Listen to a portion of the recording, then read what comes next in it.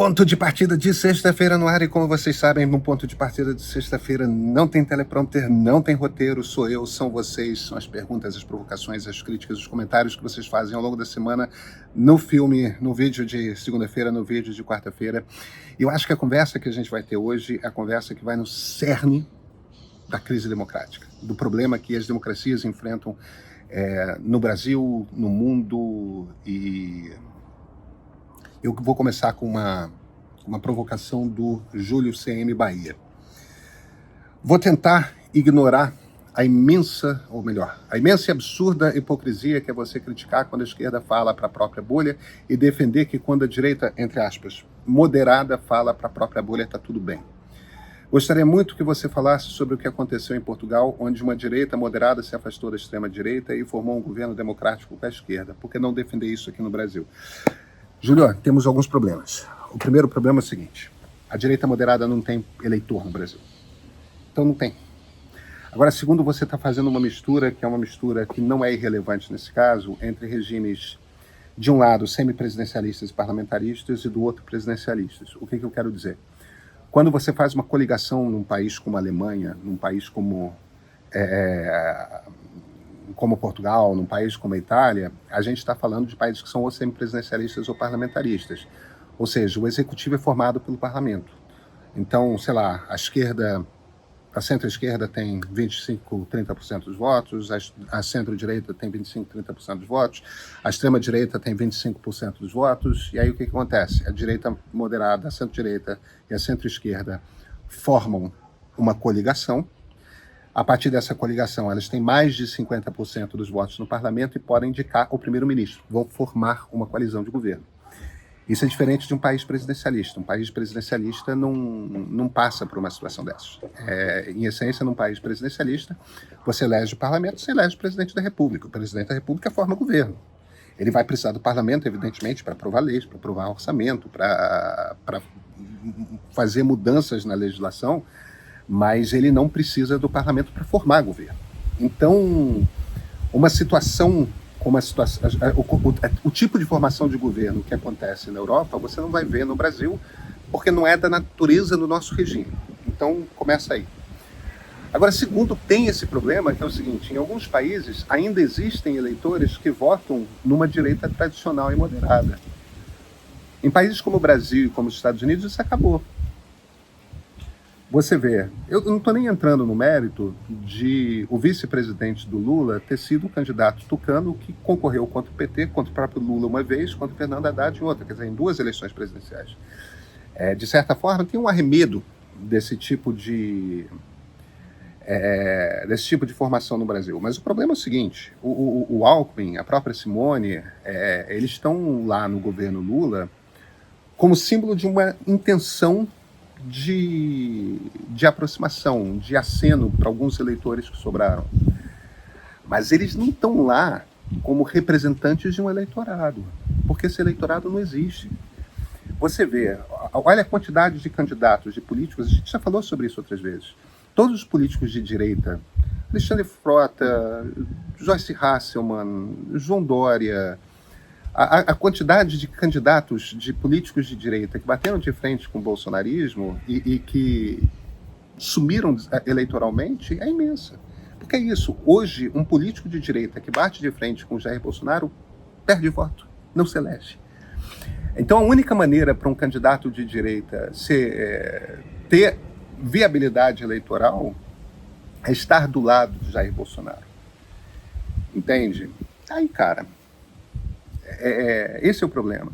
Às vezes as pessoas ficam: você acha um absurdo a esquerda falar para a bolha, mas não acha um absurdo a direita moderada falar para a sua bolha.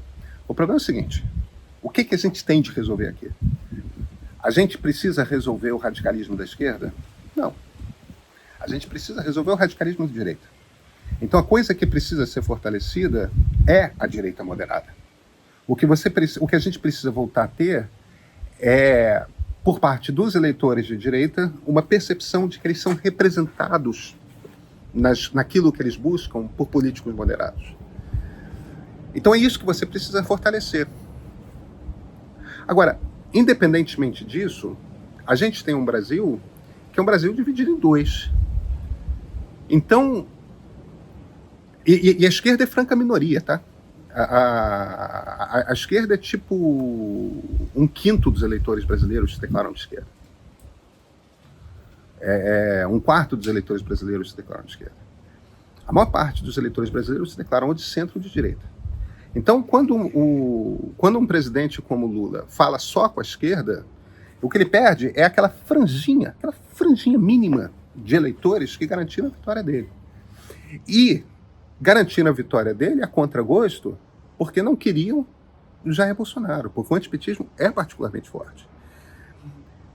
Então, o problema, em essência, não teremos, tudo indica, pode ser que as coisas mudem, mas tudo indica que Jair Bolsonaro não vai ser candidato em 2026. Cara, Lula fazendo um discurso direto à esquerda, e um candidato de direita, bolsonarista, com alguma capacidade de parecer um pouco mais equilibrado, de não parecer ameaçador, sem fazer um discurso golpista, falando sempre em democracia, olha, não sei se está fácil para o Lula não, tá? Aliás, não está nada fácil para o Lula. Essa eleição não tem nada de garantida. E aí bate um outro problema, que é o Lula tem uma cabeça de anos 90, a primeira década do século XXI, de um período em que a economia definia resultados eleitorais. As pessoas estavam bem economicamente, elas votavam no governo. As pessoas estavam mal economicamente, votavam contra o governo. Era assim nos Estados Unidos, foi assim no Brasil durante um bom tempo. Não é mais assim. Então, mesmo que o Lula entregue uma economia boa, cara, as pessoas não vão deixar de votar contra ele se forem antipetistas, tá? Então, o que eu acho que está faltando a uma quantidade grande de pessoas de esquerda perceberem são esses dois fatores. O primeiro é o seguinte: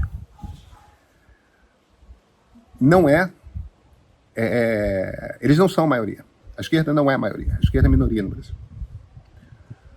Número 2, o compromisso maior não é com a vitória da esquerda. O compromisso maior é com a manutenção da democracia. Então, o objetivo de todo cidadão brasileiro deveria ser a desradicalização da direita. Isso não vai acontecer sem diálogo com a direita.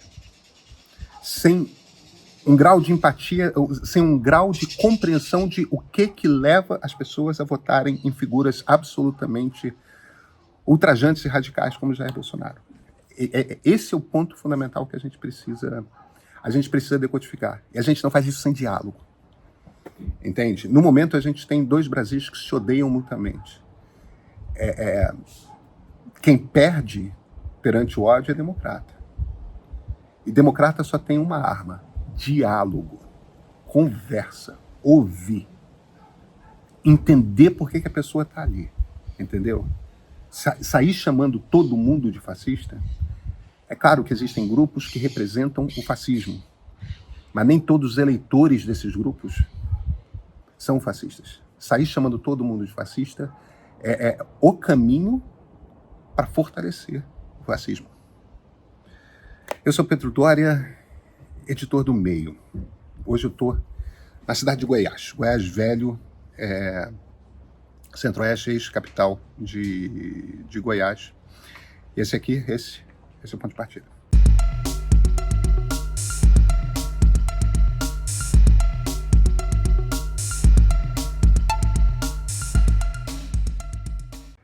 Dois comentários antagônicos.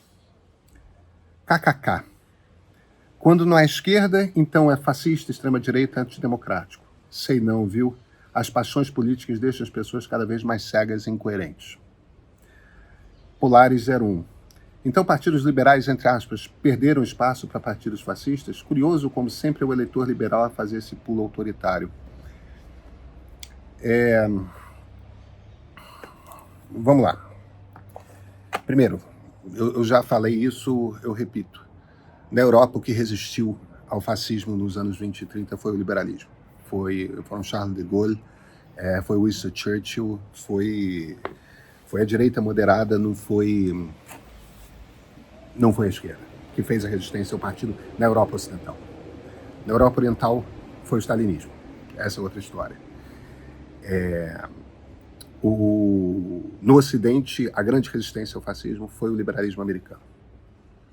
O projeto no Ocidente que saiu vitorioso na briga, na guerra contra o fascismo, foi o liberalismo democrático. Isso é só história, tá? Não tem nada disso. Além disso, se você vai para os números da eleição europeia, o que você vê é que os democratas cristãos, ou seja, a direita moderada tradicional, aumentou na última eleição europeia. Então, você fazer o raciocínio de que o eleitor que é liberal votou na extrema-direita está errado. Até porque o que está sendo derrotado, na verdade, e aí a gente entra numa situação, numa conversa que é mais complicada, é o seguinte: liberais são cosmopolitas.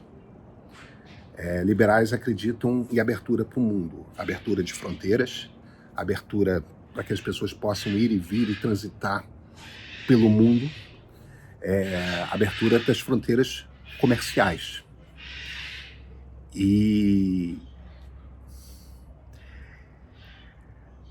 é essa pauta que está impopular na Europa. Então não é que o eleitor liberal tenha deixado de votar no Partido Liberal. É que os eleitores estão menos liberais, essencialmente. Aquilo que os liberais têm para vender é algo no qual as pessoas deixaram de acreditar. Eu acho que isso é um problema, eu acho que isso é um equívoco, essa é uma longa discussão, mas é isso que aconteceu. Aí vamos, esse é o comentarista de esquerda, né? Aí vem o comentarista de direita, se não é esquerda, igual a fascista, etc, etc. Você não assistiu meu vídeo, porque se você tivesse assistido meu vídeo, você teria visto o que eu falei, exatamente o que eu acabei de dizer, que é a centro-direita cresceu. E eles não têm nada de fascistas. O maior partido do parlamento alemão, que vai fazer uma aliança com os social-democratas e com os liberais, é um partido democrata cristão, é um partido de centro-direita. Então houve certamente uma inflexão à direita na política europeia, mas não foi uma inflexão que vai dar poder ao fascismo. E ainda assim, eu deixei muito claro que nos dois partidos radicalizados, um partido é aquilo que a gente chamaria de neoliberal, aquela coisa completamente anti-Estado, Estado mínimo, etc., uma visão extremamente economicista e não social da política. O outro partido que é fascista, que é o ID. E ali sim você tem uma coisa de um nacionalsocialismo, de um discurso populista voltado para uma grande sociedade, somos todos europeus, ancorado numa identidade xenófoba mesmo, né? Que é uma identidade de eu sou um branco europeu, eu não quero essa turma que vem de fora. E é aí que está o fascismo. Então, não, se você presta atenção no vídeo que eu estou dizendo, a minha preocupação é justamente mostrar como mesmo dentro da direita radical existem diferenças que são importantes, que são relevantes. E isso tudo posto, esse vai ser o tema da edição de sábado do Meio. Eu pedi para o Guilherme Werneck, que é um baita amigo, um baita jornalista e é o editor executivo da edição Premium, eu pedi para ele construir uma reportagem que explica a política europeia. Tipo, para com esse negócio de olhar para a extrema-direita e achar que é tudo igual. Para de olhar para os eleitores e achar que é tudo uma gente horrorosa. Para de simplificar a coisa e vamos tentar compreender o que está acontecendo. Se a gente reconhece, se a gente concorda que existe um problema para ser resolvido, a base desse problema para ser resolvido é compreender. E a gente não compreende na base do adjetivo. A gente compreende entendendo quais são os anseios desses eleitores. Esse é o tema essencial da nossa edição de sábado. E olha, eu acho que é um texto que é fundamental, é de fundamental leitura para qualquer um que queira encarar de frente o problema da crise democrática para compreender qual é o nosso papel aqui. E, bem, se você for assinante do Meio, você vai receber essa edição amanhã. Não assina ainda? Gente, R$10. R$ 10, vocês ajudam a estrutura da gente aqui no meio para a gente conseguir alcançar gratuitamente uma quantidade maior de pessoas. E não só vocês nos ajudam, como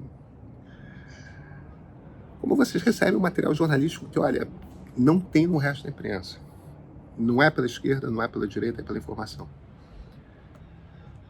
Eu acho que vale. Léa Benino. Vi que a grande maioria dos comentaristas votam novamente em Lula e eu entendo e obviamente respeito. Mas eu, na última eleição, não votei a favor do Lula e sei contra Bolsonaro. Acho a conversa necessária sim.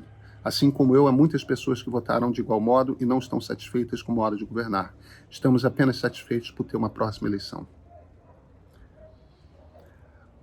Aí, Lena B. O problema é que não se pode confiar em quem subiu em palanque com um golpista. Leia, muito obrigado pelo seu comentário. Lena, eu acho que a coisa que você não compreendeu é o seguinte.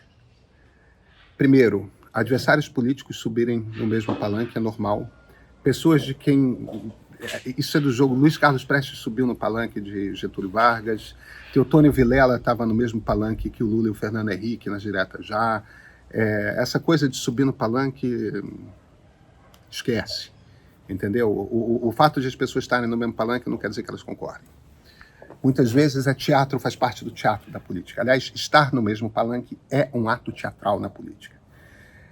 Independentemente disso, não importa se você confia ou não em quem está do lado de Bolsonaro, se as pessoas... É de fato meio difícil a gente descobrir quem das pessoas que estão no Bolsonaro estão lá para fazer número ou estão lá porque acreditam nas coisas. Porque uma quantidade grande de políticos só faz número, né?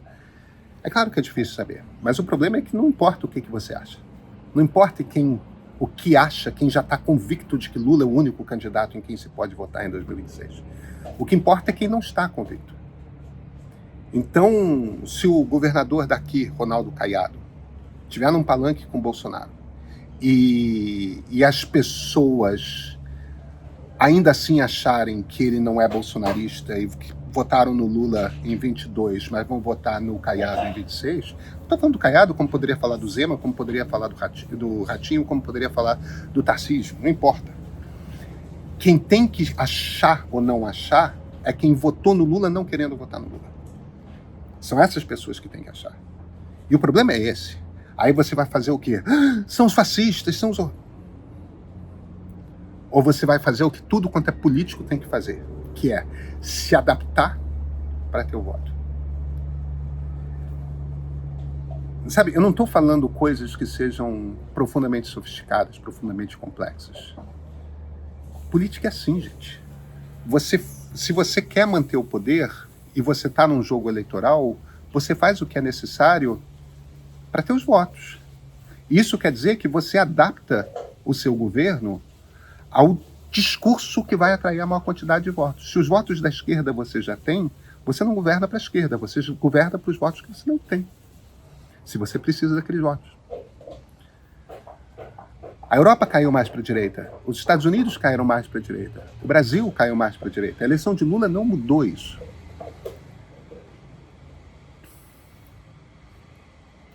Gente, sexta-feira, o dia, como vocês podem ver, está lindo. Essa aqui é uma cidadezinha colonial estupenda de bonita, estupenda de bonita. Eu estou super feliz de estar aqui. Como você está?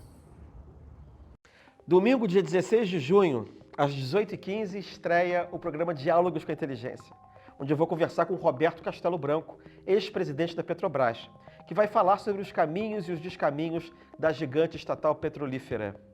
O presidente Bolsonaro, eu percebi que 2019 ele foi uma pessoa politicamente. 2020, o antigo espírito populista aflorou.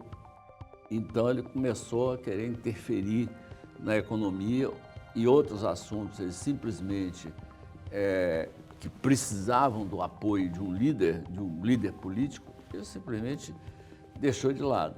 E, no meu caso, foi exatamente um exemplo de populismo. Quer dizer, olha, dane-se a companhia, dane-se a economia, o que isso vai representar para a economia.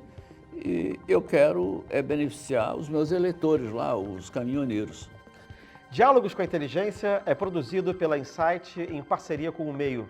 Semanalmente iremos ter convidados renomados para falar de política, ciências sociais, economia, história, filosofia, arte, cultura. Tá faltando dedo. Sempre com um olhar não convencional.